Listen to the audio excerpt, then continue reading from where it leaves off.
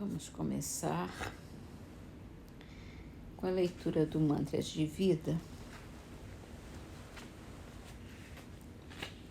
no capítulo 4. Trabalho todos os dias por amor e esforço-me um pouco mais pela nação por dever. Amo profundamente a vida e gosto muito da verdade. Aprecio o saber e sou parceiro da gratidão. Sempre falo o que a consciência em Cristo me induz a falar. Sou feliz quando obedeço à voz do Senhor dentro de mim. Tenho certeza de tudo o que transmito aos outros por meditar bastante no que falo aos meus semelhantes. O otimismo sadio é a minha atmosfera permanente. Quem respirar comigo será sempre jovial e saudável. Tenho gratidão por tudo e por todos que me cercam, pois não posso viver sem eles. Gosto de saborear a água quando a bebo. Ela tem algo divino para o sustento humano. Garante os vegetais e não esquece os animais. Faço tudo isso com humildade, aquela que se engrandece sempre com o amor. Gosto de boas leituras e leio todos os dias bons livros. Respeito os meus superiores e jamais esqueço os meus deveres. Comando os que me cercam com a força do exemplo e os favoreço com o que a justiça e a fraternidade pedirem. Nunca deixo de sorrir em todas as minhas conversações. O sorriso clareia o coração de quem sorri e de quem contempla o sorriso. Sou o amor universal. Quem quer ser feliz, ame comigo nessa faixa de luz.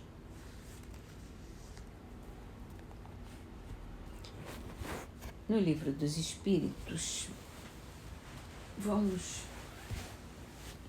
encerrar o capítulo da Lei de Liberdade,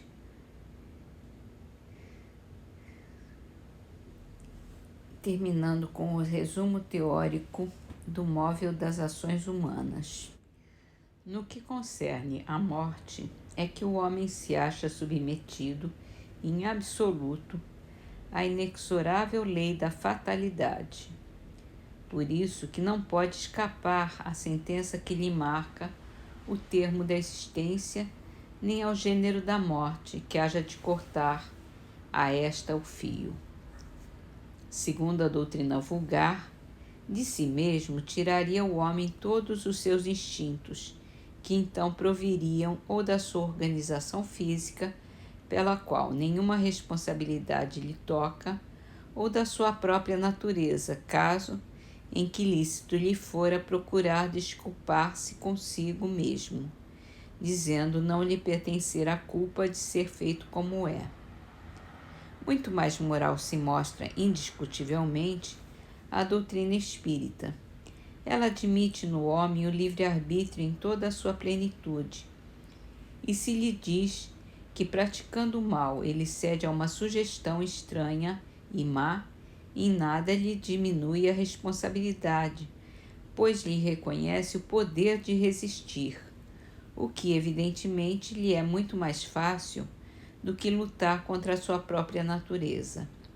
Assim, de acordo com a doutrina espírita, não há arrastamento irresistível. O homem pode sempre cerrar ouvidos à voz oculta que lhe fala no íntimo, induzindo-o ao mal, como pode cerrá-los à voz material daquele que lhe fale ostensivamente. Pode-o pela ação de sua vontade, pedindo a Deus a força necessária e reclamando para tal fim a assistência dos bons espíritos. Foi o que Jesus nos ensinou por meio da sublime prece, que é a oração dominical quando manda, que digamos: não nos deixe sucumbir à tentação, mas livra-nos do mal. Essa teoria da causa determinante dos nossos atos ressalta com evidência de todo o ensino que os espíritos tenham dado. Não só é sublime de moralidade, mas também, acrescentaremos, eleva o homem a seus próprios olhos. Mostra-o livre de se subtrair a um jugo obsessor, como livre é de fechar sua casa aos importunos.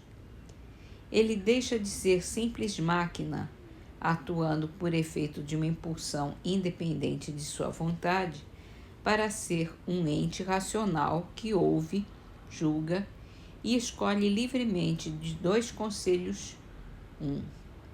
Aditemos que, apesar disto, o homem não se acha privado de iniciativa. Não deixa de agir por impulso próprio, pois que, em definitivo, ele é apenas um espírito encarnado que conserva, sob o envoltório corporal, as qualidades e os defeitos que tinha como espírito. Por consequência, as faltas que cometemos têm por fonte primária a imperfeição de nosso próprio espírito, que ainda não conquistou a superioridade moral que um dia alcançará, mas que nem por isso carece de livre-arbítrio. A vida corpórea lhe é dada para se expungir de suas imperfeições, mediante as provas pelas quais passa, imperfeições que precisamente o tornam mais fraco e mais acessível às sugestões de outros espíritos imperfeitos que delas se aproveitam para tentar fazê-lo sucumbir na luta em que se empenhou. Se dessa luta sai vencedor, ele se eleva. Se fracassa, permanece o que era, nem pior nem melhor. Será uma prova que lhe cumpre recomeçar, podendo suceder que longo tempo gaste nessa alternativa. Quanto mais se depura, tanto mais diminuem os seus pontos fracos, e tanto menos acesso oferece aos que procurem atraí-lo para o mal. Na razão de sua elevação, cresce-lhe a força moral, fazendo que dele se afastem os maus espíritos. Todos os espíritos mais ou menos bons, quando encarnados, constituem a espécie humana, e como nosso mundo é um dos menos adiantados, nele se conta maior número de espíritos maus do que bons. Tal a razão porque aí vemos tanta perversidade. Façamos, pois, todos os esforços para que a este planeta não voltarmos após a presente estada e para merecermos ir repousar em um mundo melhor, em um desses mundos privilegiados onde não nos lembraremos da nossa passagem por aqui, senão como de um exílio temporário.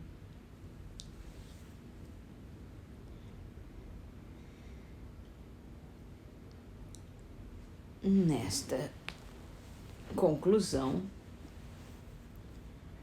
terminamos com as trovas de Milton da Cruz, sob o título de Inscrições da Vida,